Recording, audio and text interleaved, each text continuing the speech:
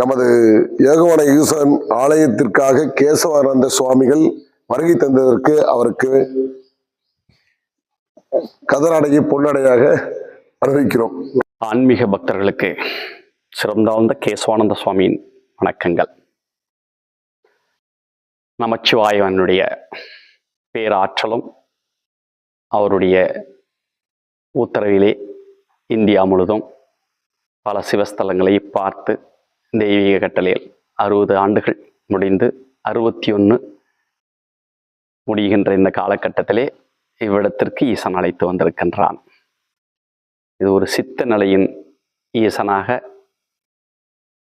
சிந்திக்கின்றேன், உணர்கின்றேன், மீசிலிருக்க வைக்கின்ற ஒரு இவ்விடம்.